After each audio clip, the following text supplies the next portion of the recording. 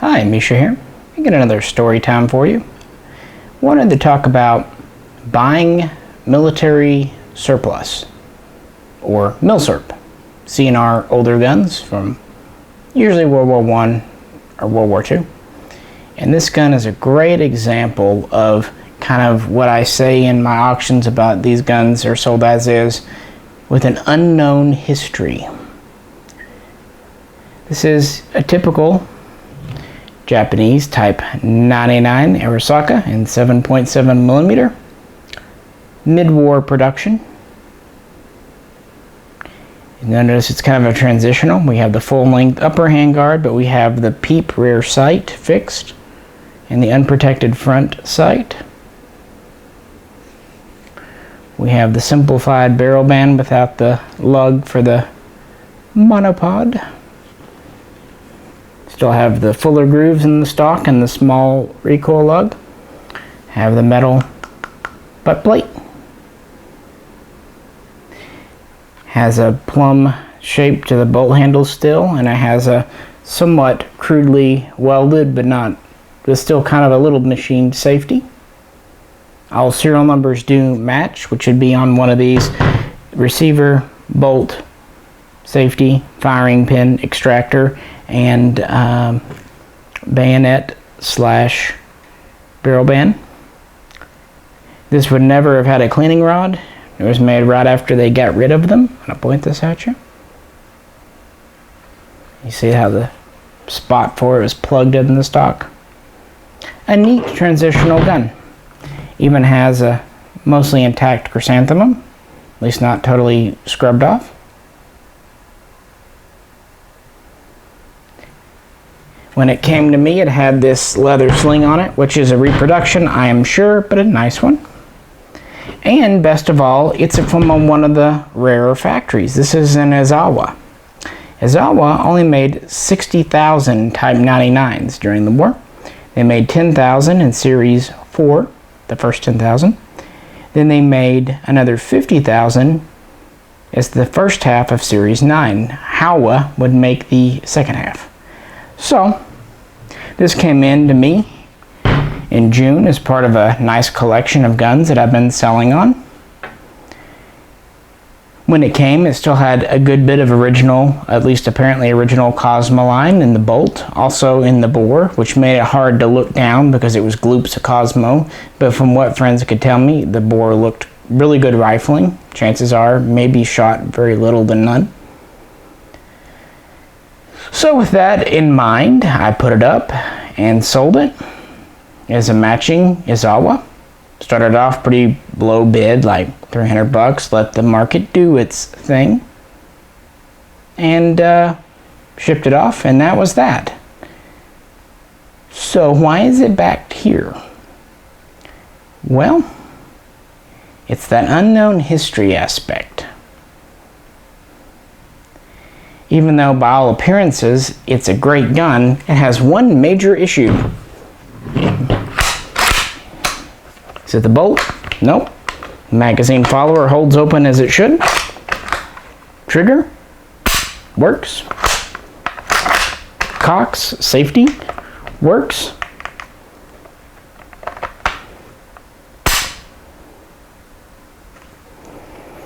Bolt comes out just as you'd want. Comes apart just as you should.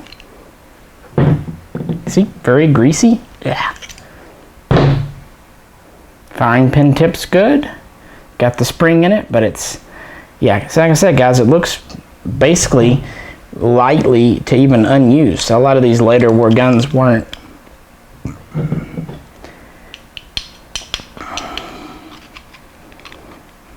So I did the function check. Had trouble having friends look down the bore because the bore had Cosmo in it. But that's, again, not uncommon, especially considering how much Cosmo's in the bolt. Magazine is good. So, with that in mind, sold it.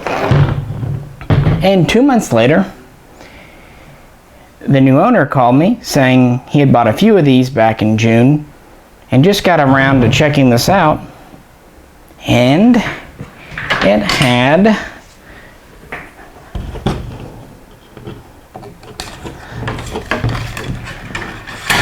a bore obstruction. Okay. Just to show you about where it's at. Roughly measuring the cleaning rod. The obstruction is roughly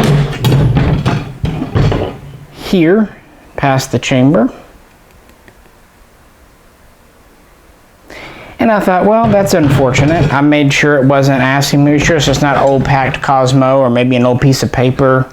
No. Is it new? No, looks like it's been there a long time. Okay.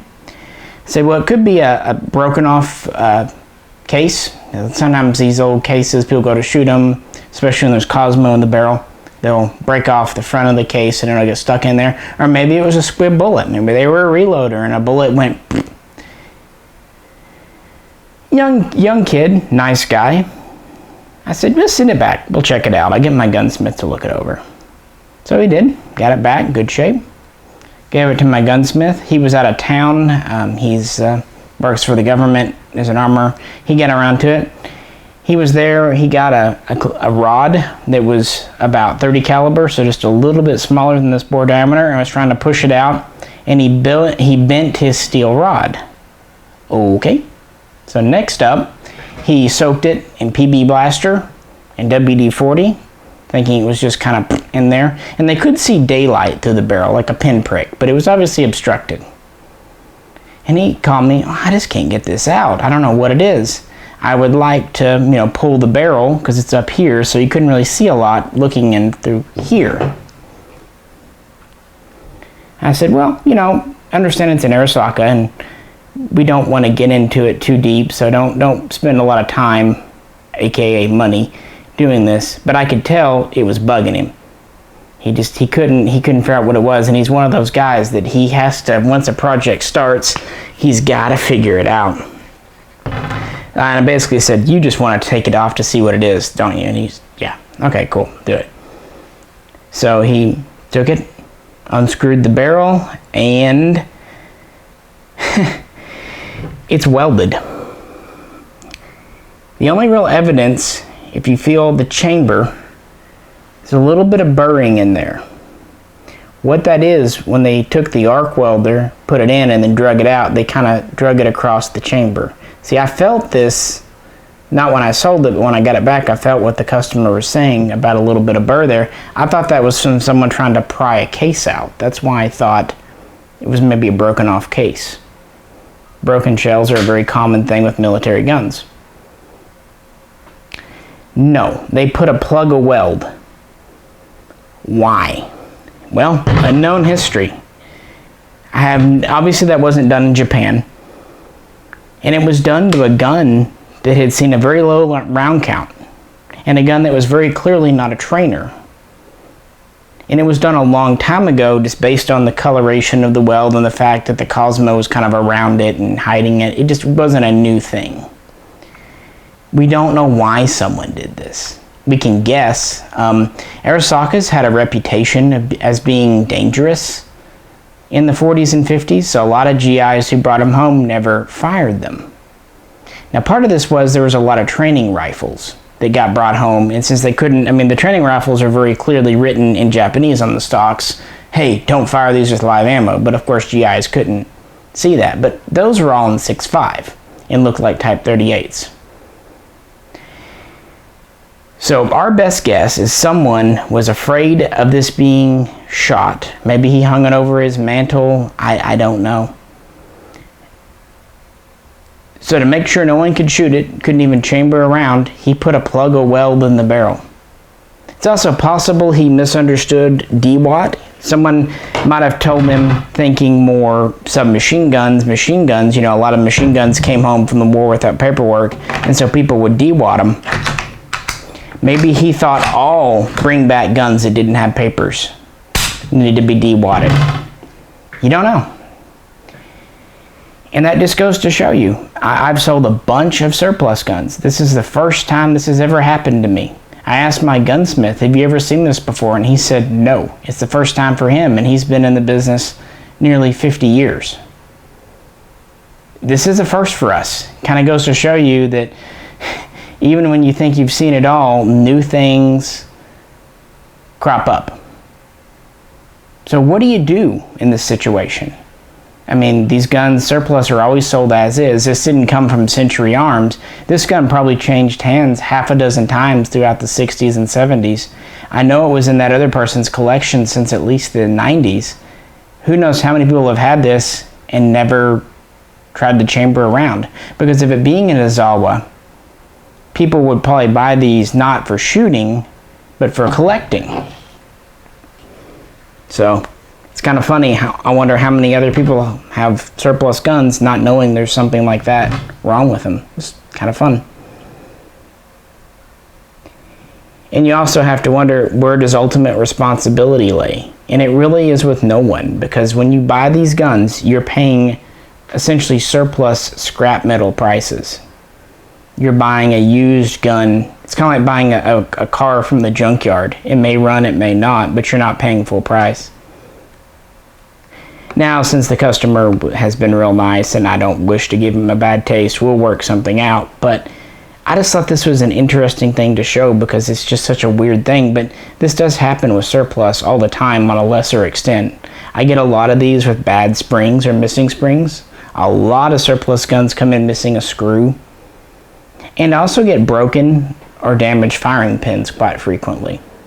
The GIs would also sometimes break off the tips of firing pins, and sometimes even militaries would on certain guns that they were used as trainers. So that's something else to look for. But yeah.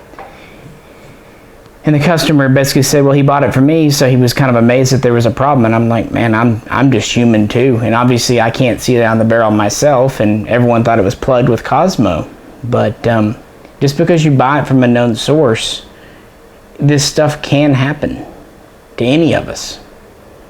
So I would encourage anyone buying surplus just to understand it's not a matter of if, but eventually when you'll get a defective or surplus gun that doesn't quite live up to what you're hoping for.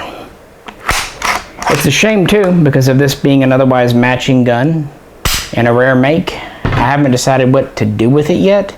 It's worth what he paid for it in parts. I mean, Japanese parts are pretty expensive today, but I hate to part out a gun like this, so I may have to ponder it for a bit and figure out what to do. Well, if you have any questions or have stories of your own about weird surplus finds, either good or bad, we'd love to hear about them in the comments. And if you'd like to hear more about the history of Japanese guns, check out our playlist. We have quite a few in it, or the other playlist for Storytime, if you're into that. Otherwise, this is Misha. We appreciate you tuning in, and we will catch you very soon next time.